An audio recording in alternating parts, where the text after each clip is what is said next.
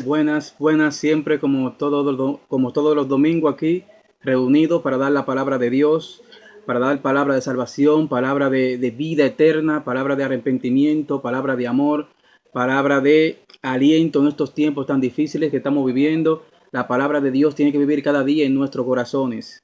Hoy el mensaje bíblico, mis hermanos, de hoy es la última iglesia ya que nos queda por dar, que nos queda por dar, que es la iglesia de la Odisea, la número 7, la iglesia tibia, la iglesia orgullosa, la iglesia reprobada por nuestro Señor Jesucristo, porque no hacía lo correcto, sino que vivía bajo la mundanidad en que estaba involucrada tal ciudad. También la iglesia acogió esa mundanidad y se apartó del Evangelio. Vamos a dar un poco de historia, mis hermanos, y espero que en el nombre de nuestro Señor Jesucristo esta palabra quede, como siempre, atada aquí en el corazón y que la pongamos en práctica y que el mensaje de hoy quedemos satisfechos y, y de una llenura espiritual para ponerla a prueba cada día en nuestras vidas, de que solo en Cristo tenemos la confianza de la salvación, de la vida eterna y de vivir bajo el cielo como Él manda que vivamos. Vamos a hablar un poco de historia de la iglesia de la ciudad de la Odisea. La Odisea, capital de Frigia, Asia Menor, lo que hoy es Turquía, situada a unos 65 kilómetros de Filadelfia y a la vez situada a 65 kilómetros de distancia de Éfeso. Fue fundada por Antíoco II en los años 261 y 246 a.C. Antíoco II la llamó en honor a su hermana esposa, la Odisea. Este nombre significa justicia o juicio del pueblo. Antíoco repobló esta ciudad de sirios y judíos que fueron trasladados de Babilonia hacia aquella parte de Asia Menor. Esta ciudad se destacaba por su gran riqueza que tenía. Era una ciudad rica, como todas las ciudades de Asia Menor, de las 7 iglesias que hemos hablado, eran ciudades ricas. Y esta iglesia también era rica, pero lamentablemente estaba muerta espiritualmente. La vida comercial era de las fábricas textiles y tenía un polvo que era muy popular en aquellos tiempos y que servía era muy usado medicinalmente para la vista y era muy comprado para las personas que vivían en Oriente. Esta ciudad al principio se llamaba Diópolis, que significa ciudad de Zeus. La ciudad de la Odisea fue conquistada por los romanos en el año 64 a.C. por el emperador Pompeyo el Grande. Esta ciudad fue destruida por un terremoto en el año 60 después de Cristo y ellos mismos la construyeron sin pedir dinero al imperio romano. Por eso digo que era una ciudad bastante orgullosa y que tenía dinero. No tuvieron que pedir ayuda a nadie, ellos mismos la construyeron con su propio dinero. Se dice que esta iglesia de la Odisea fue fundada por Epafras, un discípulo de Pablo, quien acompañó a Pablo en su primer encarcelamiento. Epafras sale mencionado en Colosenses capítulo 1, versículo 7 y en Filemón también. Se dice que él fue que fundó la iglesia de Colosenses, la Odisea e Hierápolis. Porque tenemos que entender que la universidad del cristianismo en Asia Menor fue Éfeso. Y de ahí de Éfeso se expandió a toda la parte del Asia Menor.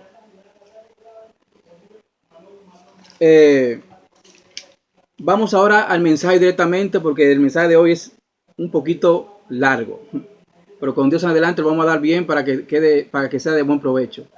Y dice el primer versículo 14, dice: escribe esta carta al ángel de la iglesia de la Odisea.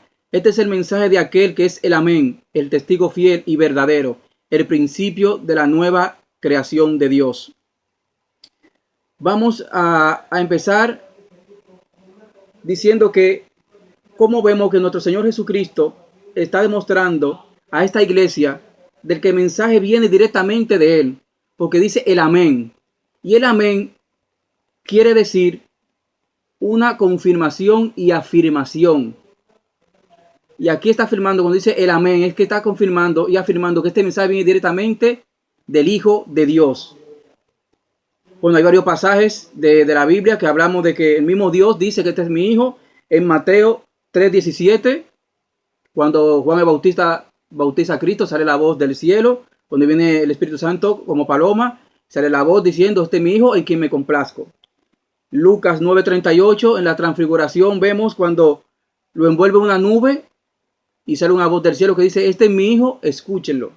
También vemos dos personas que ya no eran Dios, que ya no era Dios, sino dos personas. En Juan 11:27, la hermana de Lázaro dice, tú eres el Cristo, el Hijo de Dios. Marcos 8:29, vemos cuando Jesús pregunta a los apóstoles quiénes son, y el único que contesta realmente es Pedro cuando le dice, tú eres el Cristo, el Mesías de Dios. Y cuando vemos en Deuteronomio, ¿por qué digo que en este pasaje mientras Deuteronomio 19:15? ¿Por qué? Porque Moisés en Deuteronomio 19:15 dijo que un testimonio no es válido, pero el testimonio de 2 o 3 personas es totalmente válido. Y aquí vemos que tanto como Dios y 3 personas dan testimonio de que Cristo es el Hijo de Dios, que quiere decir que este mensaje es verdadero, confirmando que es verdadero. Y en Hebreos capítulo 1, versículos 1 y 2, este también para mí es uno de los importantes. Dice, Hebreos capítulo 1, versículo 1 y 2, dice, para que veamos que va directamente Pablo al grano, diciendo, Dios habiendo hablado en otros tiempos muchas veces y de muchas maneras a los padres por los profetas. Y el versículo 2 dice, en estos últimos días nos ha hablado por el Hijo, a quien constituyó heredero de todo y por medio de quien asimismo hizo el universo. Claramente no se puede decir. Claramente no se puede decir. También en Apocalipsis vemos, como dice el testigo fiel y verdadero, en Apocalipsis 19:11 dice Juan que ve los cielos abiertos y ve un hombre viniendo en un caballo y su nombre decía el fiel y verdadero. El fiel y verdadero. Sabemos que Jesucristo es fiel porque Jesucristo en todo momento obedeció al Padre, en todo momento cumplió el mandato y la misión que el Padre envió a Jesucristo, lo cumplió del principio hasta el fin. Él es fiel porque las promesas que le hizo a la iglesia se han cumplido y se seguirán cumpliendo. ¿Por qué? Porque la iglesia nunca se ha desvanecido. Siempre, a pesar de las persecuciones que ha tenido la iglesia, siempre se ha mantenido la iglesia hasta 2000 años después, que sigue viva la iglesia, hasta que Él venga en su arrebatamiento. ¿Por qué Él no puede cambiar? ¿Por qué Él no puede ser infiel? Porque Él no puede cambiar su esencia. Él es fiel y Él es inmutable. Jesucristo no va a cambiar su esencia, que aunque hayan iglesias que sean infieles a Él, Él se mantiene fiel. Podemos verlo en 2 de Timoteo, capítulo 2, versículo 13. Y si alguno es infiel, Él se mantiene fiel porque Él no puede cambiar. 2 de Timoteo, capítulo 2, versículo 13. Verdadero, sabemos que Él es verdadero. Lo dije el otro domingo ya. En Él nunca hubo mentira, en Él nunca hubo engaño, nunca hubo falsedad. Jesucristo es el camino, la verdad y la vida. Nadie podía ir al Padre sino por Jesucristo, que es la verdad. Porque Jesucristo mismo es la palabra de Dios que sale de su boca. Él es la palabra que sale de la boca de Dios, Jesucristo. Él es la palabra que sale de la boca de Dios, Jesucristo. Juan 14:6 y Juan 3:33 al 36 podemos ver que nadie tiene vida eterna sino a través de Jesucristo. El principio. Aquí este último párrafo de este versículo donde dice el principio de la nueva creación de Dios. Mucha gente, para meter cizaña a la palabra de Dios, quiere decir que Jesucristo es creado. Ahí no está diciendo que Jesucristo es creado. Ahí está diciendo que Él es el principio antes de que el mundo fue creado. Y lo podemos ver en Juan capítulo 1. Juan capítulo 1,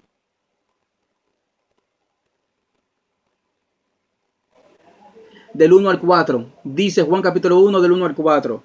Dice, en el principio era la palabra, y la palabra era con Dios, y la palabra era Dios. Ella era el principio con Dios. Todas las cosas fueron hechas por medio de ella, y sin ella no fue hecho nada de lo que ha sido hecho.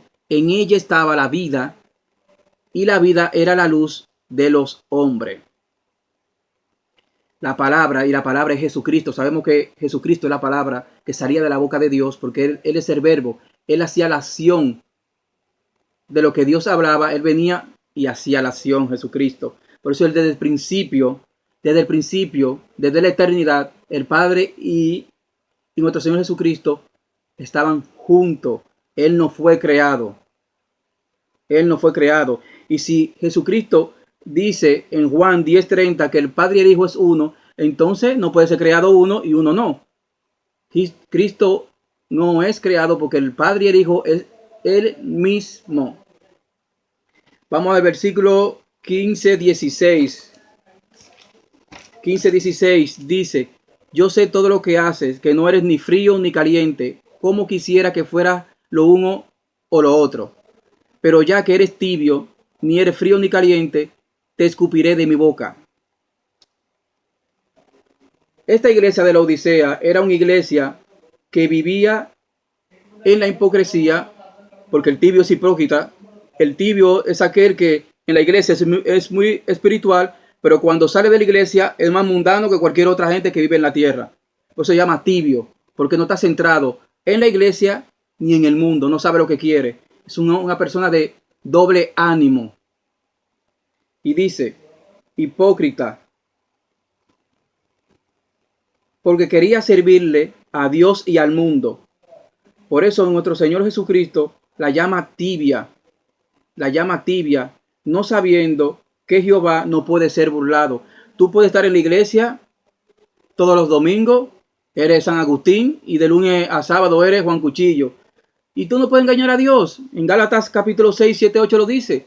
Todo lo que hagamos, no engañemos a Dios, porque todo lo que hagamos, eso mismo vamos a cosechar y a recoger. Si sembramos en el espíritu, tendremos vida eterna. Si sembramos en la carne, tendremos corrupción. Entonces, esta una iglesia que sembraba en el mundo se olvidó de que Cristo era la cabeza de ellos. Por su riqueza, se volvieron tibio. Y dice también, así como esta iglesia vivía en la hipocresía, también hay siervos de Cristo que en sus congregaciones, como le dije anteriormente, son fieles cara al hombre. A veces somos cara al hombre, queremos demostrarle a los pastores, al líder, de que sí somos espirituales. Pero fuera de ella son mundanos ante los ojos de Dios. Así que estos tales serán vomitados, porque no sirven para el reino de Dios, porque en ellos no habita el Espíritu Santo. ¿Por qué mundanos? ¿Por qué el tibio es mundano y espiritual? Porque quiere vivir bajo las dos aguas. En Lucas 9 hay un pasaje también que es muy... Lucas 9, versículo 23.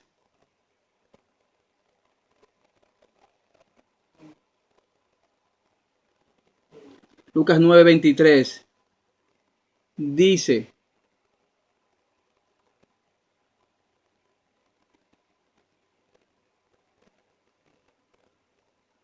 decía Jesús a todos, si alguno quiere venir en pos de mí, niéguese a sí mismo, tome su cruz cada día y sígame. Tome su cruz cada día y sígame. No puede estar conmigo hoy y en la taberna. No puede estar conmigo el domingo y en la tarde en la discoteca. Una de las dos. En el versículo 62 también hay uno muy importante también. En el 62 es un versículo en el mismo capítulo 9 de Lucas, versículo 62.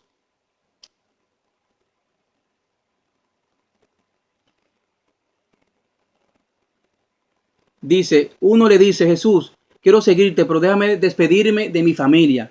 Y Jesús le contesta, le dijo, ninguno que ha puesto su mano en el arado y sigue mirando hacia atrás, hacia el mundo, es apto para el reino de Dios. El que mira hacia atrás para el mundo no puede ser apto para Jesucristo. Lo dice aquí. Voy a despedirme de mi familia. Se va a quedar ahí él. Como diga, se va a quedar. A saber si va a poner la familia también. Jesucristo conoce los corazones de todos. Jesucristo conoce los corazones de todos. Él todo lo sabe. No puede ser burlado de ninguna manera. Así que cuando nosotros vayamos a orar, oremos fielmente para que esa oración que hagamos se cumpla. Colosenses también 3:1-2 también nos habla también de aquellos en Colosenses 3:3, Colosenses capítulo 3 versículo 2 nos dice que tengamos la mirada en el cielo y no en la tierra. Eso hacen los tibios. Tienen la mirada en Cristo y también en la tierra. Never. No se puede hacer.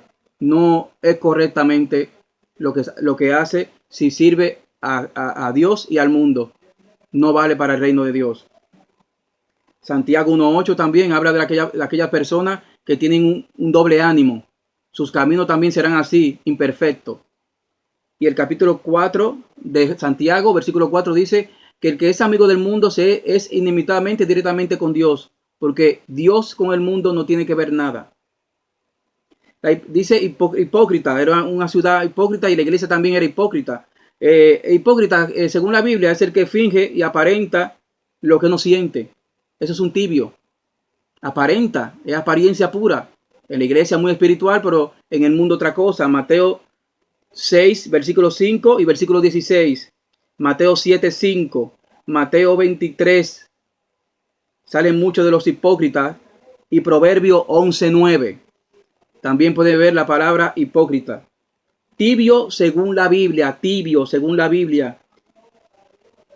Es aquel que espiritualmente es el cristiano que se relaja y que muestra muchas veces apatía y no tiene voluntad en las obras de Dios. Es aquel que un día sí, un día no, un día alaba, otro día no alaba, un día ora, otro día no ora, un día viene a la Biblia, una semana no viene la palabra de Dios. Es totalmente un desastre. Tibio, aquel espiritual en Cristo Jesús que se relaja, a veces se pone perezoso, apático, no tiene voluntad de hacer nada, a veces, muchos momentos sí, otros momentos no, y se olvida de la obra de Dios. Jeremías 5:21. Jeremías 5:21 nos habla un poco de esto. Oigan esto, pueblo insensato y sin entendimiento. Tienen ojos y no ven, tienen oídos y no oyen. ¿Por qué? Porque los tibios son de tal manera que ellos están oyendo, pero no hacen caso. ¿Por qué? Porque su mente está en dos caminos, está en dos rumbos. No hace caso de lo que tiene que hacer caso. Está en otro mundo, está en lo espiritual y en lo mundano. Y lo mundano, si tú le das más de comer a lo mundano, vence a lo espiritual.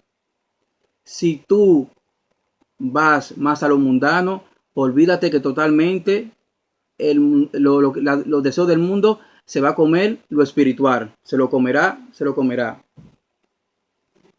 Si alimentas el espíritu tiene más fortaleza en ti y te guía y te puede guiar porque tiene más fuerza, porque le das de comer.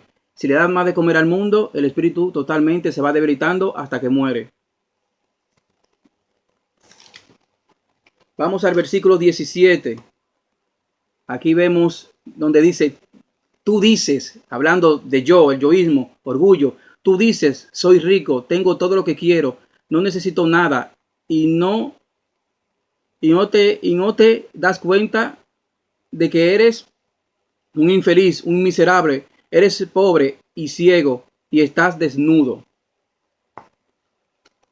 Vamos a hablar de la ciudad, de lo que era el pueblo, y después vamos a hablar de la iglesia. El pueblo de la Odisea era un pueblo que tenía muchas riquezas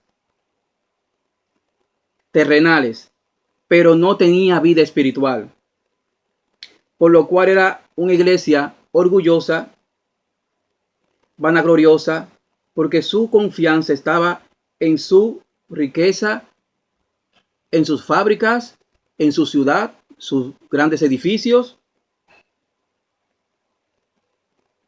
y no en Cristo. La ciudad. Ahora vamos a la iglesia. Y dice, así que también los creyentes cristianos de la iglesia, los creyentes cristianos, quiere decir, de esta ciudad, se contagiaron, se contaminaron de la hipocresía de esta gente necia. La iglesia adoptó la cultura de la ciudad y se apartó de Cristo. Dice, de la necedad de esta gente, de su infelicidad, de su pobreza espiritual, porque no obedecían ni amaban a nuestro Señor Jesucristo, sino que se fueron atrás de los deseos y los placeres de este mundo.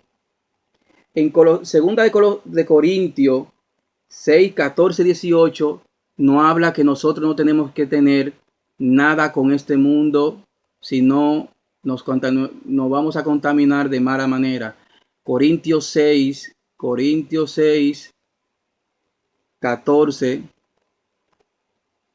dice, no se unan en yugo desigual con los que no, con los no creyentes, porque qué compañerismo tiene la rectitud con el desorden.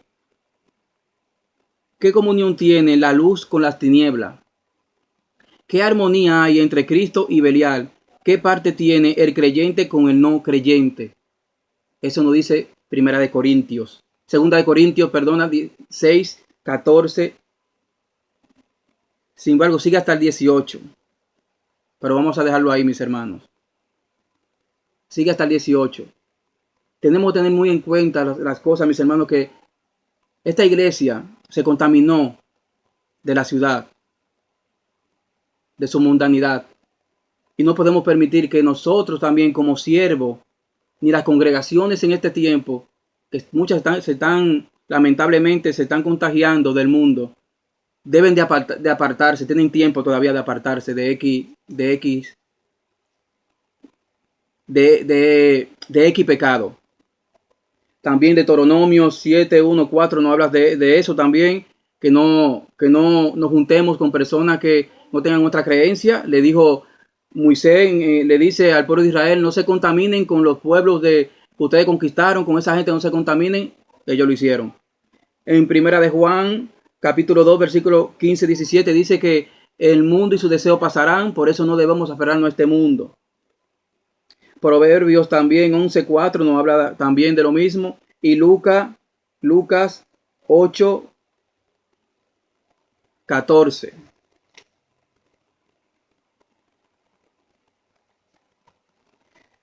Ahora también vamos a hablar del orgullo que tenía esta iglesia. El orgullo, según la Biblia, quiere decir en hebreo gazón, con G-A-Z-O-N.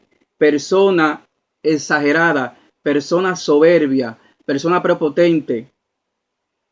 Y viene de la raíz gema, G-E-T-M-A, que quiere decir elevarse. Este fue el pecado que totalmente perjudicó a Satanás.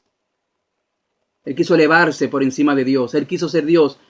Ezequiel 28 completo, lo pueden ver, Ezequiel 28 y Isaías capítulo 14, versículos del 1 al 17.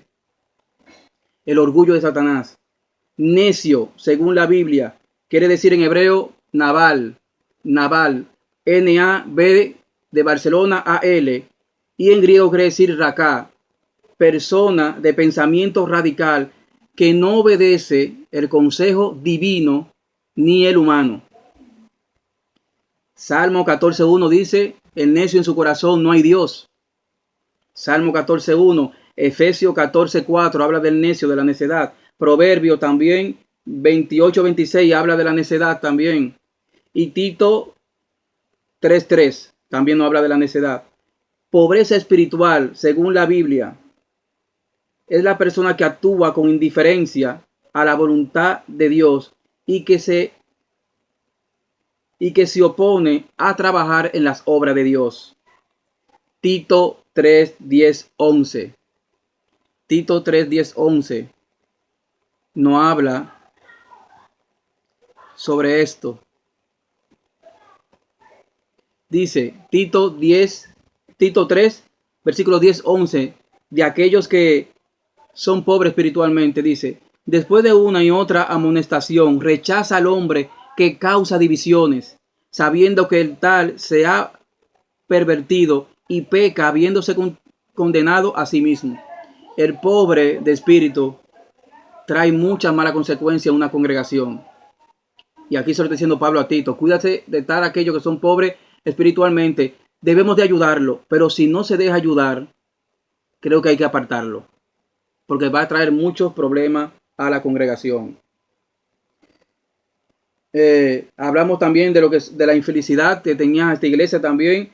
Son aquellos que no obedecen a la palabra. Los infelices no obedecen la palabra de Dios, porque dice en Lucas 11:28 nos dice: felices aquellos que guardan la palabra y lo obedecen. Somos bienaventurados, somos felices aquellos que obedecemos la palabra de Dios, que seguimos el camino, que seguimos la luz de Cristo y nos aferramos a Él totalmente. Somos felices, a pesar de las situaciones que estamos pasando en cierto momento. Miserables, los que desconfían, los negativos, son miserables, son aquellos que nunca esperan nada de la promesa de nuestro Señor Jesucristo. Siempre están negativos, siempre están desconfían de todo el mundo. Miserables. Ciegos, son aquellos que a pesar de que saben que están haciendo las cosas mal, siguen. Son ciegos totalmente. No ven ni quieren ser ricos en el espíritu, sino que son ciegos. Ciego totalmente.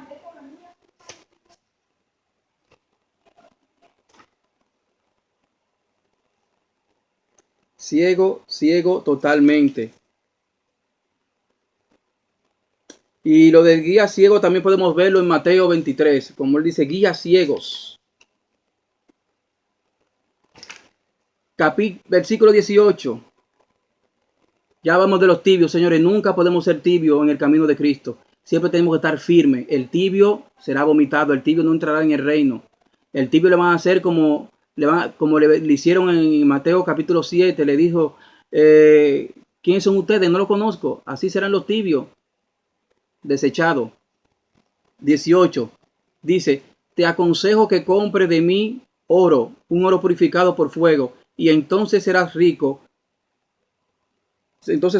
Compra también ropas blancas de mí, así no tendrás vergüenza por tu desnudez, y compra ungüento para tus ojos, para que así puedas ver.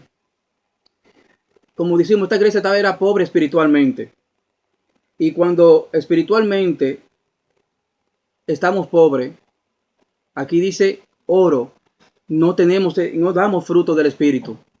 Gálatas 5 del 22 al 23 podemos ver, no podemos dar fruto del Espíritu Santo. Y hay un fruto aquí que está específicamente, Jesús quiere describir, que esa es la fe. Compra oro probado, purificado por fuego, y la fe de nosotros, a veces en muchos momentos, tiene que ser probada por el fuego. Cuando vienen las pruebas, vienen todas las cosas que el mundo puede traernos, pero tenemos que ser probados. Aquí esta iglesia no tenía fe. Si no tiene espíritu, no puede tener fe. Entonces está diciendo: compra de mí oro puro.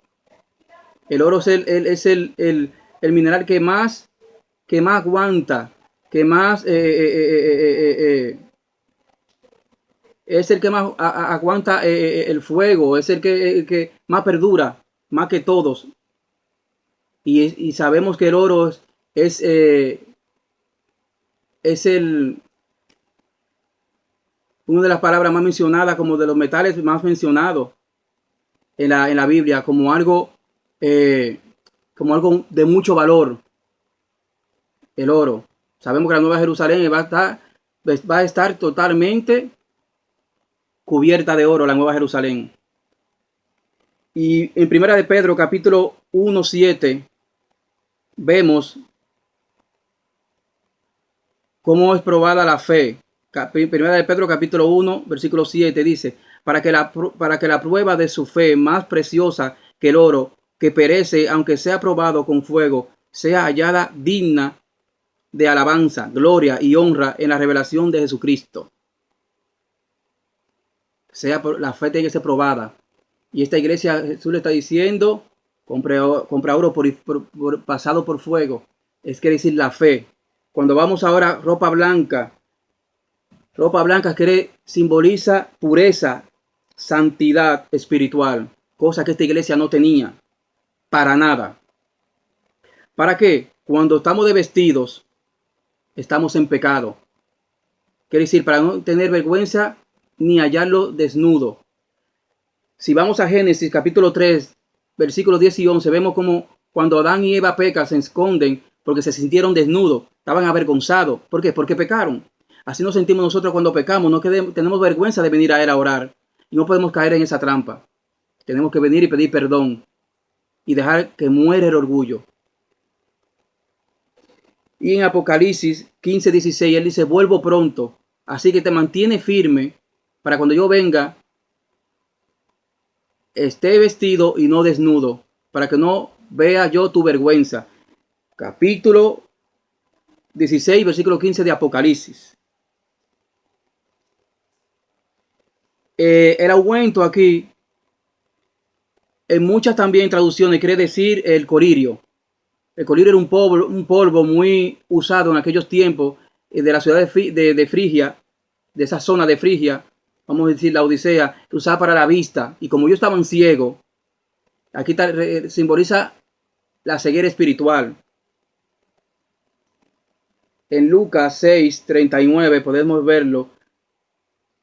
Y en Mateo 23, 16, 19, porque están ciegos. Este ángel de esta iglesia, que ese es el pastor, el obispo, el maestro, estaba ciego y así mismo estaba la congregación. Si la cabeza está ciega, el cuerpo no, ¿para dónde va a ir el cuerpo?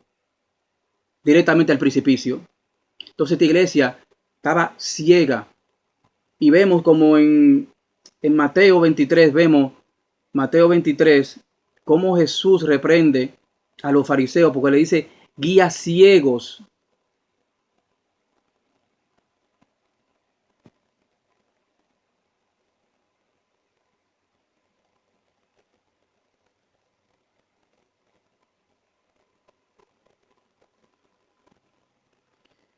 Ay de usted, guía ciego, pues dicen, si uno jura por el santuario no significa nada, pero si uno jura por el oro del santuario queda bajo obligación. Guías ciegos, necios ciegos, le dice. Guía ciego, necio ciego. Ciegos, ¿cuál es más importante, la ofrenda o el altar que santifica la ofrenda?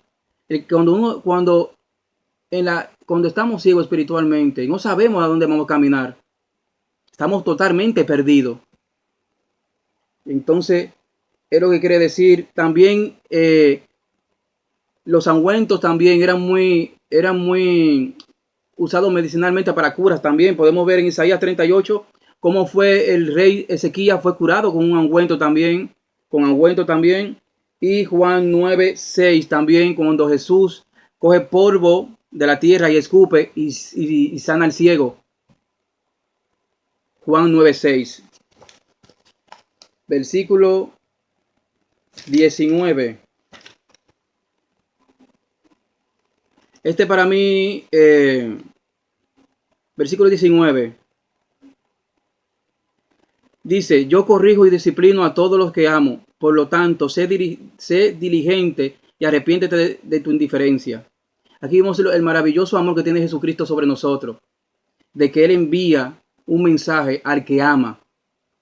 Podemos verlo esto en Proverbios 3, 11, 12 y Hebreos 12 del 4 al 8. Dice Dios: al que yo amo disciplino y azoto a todo lo que yo amo, a todo lo que llamo por hijo, porque qué padre no disciplina al hijo. Si no lo disciplina, es bastardo y no legítimo. Y no legítimo. También lo podemos ver también en Primera de Crónica, también capítulo 21, del 1 al 13, cuando David hace un censo sin permiso de Jehová. Y Jehová le da 3 propuestas: 3 años de hambre, 3 meses perseguido por sus enemigos, o 3 años que Dios lo azote con enfermedad y plaga. Y él dijo, para que veas, dijo David: yo prefiero aguantar los azotes de mi Dios, pero en sus azotes Él tendrá misericordia de mí. Dios azota, pero también tiene misericordia de sus hijos. Hebreos 12, 4, 8. Proverbios 3, 11, 12. Primera de Crónicas 21, 1, 13. El versículo 20. Mira, yo estoy a las puertas y llamo. Si oye mi voz y abre la puerta, yo entraré y cenaremos juntos como amigos. Para llegar a esa confianza, esa intimidad, tenemos que ya aceptar a Cristo en nuestra vida. Cuando aceptamos a Cristo en nuestra vida, ya tenemos confianza de ser amigos. ¿Y cuando tenemos esa confianza? ¿Y cuando cenamos junto con Él? Cuando venimos a su palabra y Él nos revela el mensaje por medio del Espíritu Santo. Esa se llama la cena. Cuando tenemos esa confianza que nos sentamos a leer su palabra y como amigos, Él nos habla de los misterios, de su promesa por medio del Espíritu Santo. Si tú no tienes a Cristo, no puedes tener esa confianza en Él. Él no te puede llamar amigo. Juan 15, 13, 15, lo vemos. Juan 15, 13, 15 y Juan 14, 25 también. Podemos ver, tener confianza en Cristo es aceptarlo a Él, porque Él no te va a obligar. Él va a tocar, pero no te va a obligar nunca. Él no obliga a venir a su camino. Así que tener en cuenta eso. 21. Todos los que salgan vencedores se sentarán conmigo en mi trono, tal como yo salí vencedor y me senté con mi Padre en su trono. Una promesa. Esto es una promesa de Jesucristo, que todos los que venzan nos sentaremos con Él en su trono. Y como así Él venció y Dios le prometió el trono, así también esas promesas también nosotros las tendremos también, si vencemos y perseveramos en Cristo Jesús. En Efesios 1:3 vemos esa promesa, que estaremos con Él en los lugares celestiales también. Y en Efesios 20 vemos cuando él vence y Dios le da toda autoridad y sentado a su diestra. Vencer, mis hermanos, cada momento, cada día tendremos esta guerra para vencer y tenemos que vencer, hermano, para estar sentado en Cristo en su trono. 22. Todo el que tenga oídos para oír debe escuchar al Espíritu y entender lo que dice a las iglesias. Porque solo el Espíritu Santo nos da el saber y el entendimiento de su misterio y de sus promesas, de la palabra que es nuestro Señor Jesucristo. Escuchemos al Espíritu Santo de Dios, porque Él es nuestro Maestro bajo su cielo. Solo el Espíritu Santo nos puede revelar su mensaje. Juan 16:13, Juan 16:13 y Romanos capítulo 8, versículo 14 al 17. Vemos cómo fluye el Espíritu Santo sobre aquellos que viven en Cristo. Mis hermanos, ya se acabó la serie de Apocalipsis. Espero de verdad que les haya gustado. Dios lo bendiga siempre. Dios lo ame a todos. Bendita sean la familia en el nombre de Jesucristo. Benditos sean los matrimonios en el nombre de Jesucristo. Cuiden de sus hijos siempre. Cuídenlo. Cuiden de sus hijos. Y busquen de Cristo. A pesar de que hayan maestros que no dan un testimonio verdadero de Cristo. Seguirlo. Porque Cristo lo dijo hace 2000 años que vendrán falsos profetas en su nombre. Y falsos maestros. No nos alejemos de Dios. Porque veamos cosas malas de algunas iglesias. No todas son la Odisea. Seamos Filadelfia y Esmirna. Seamos Filadelfia y Esmirna. Y este mensaje de las iglesias de Apocalipsis es para aquellos tiempos y para los tiempos de ahora. Para toda la época de la iglesia de nuestro Señor Jesucristo. Seamos Filadelfia y Esmirna. Dios los bendiga y espero que esta serie de la iglesia de las iglesias del Apocalipsis le haya gustado y le haya llenado de sabiduría. en el nombre de Jesucristo. Dios los bendiga y hasta el otro domingo con un nuevo mensaje. Chao.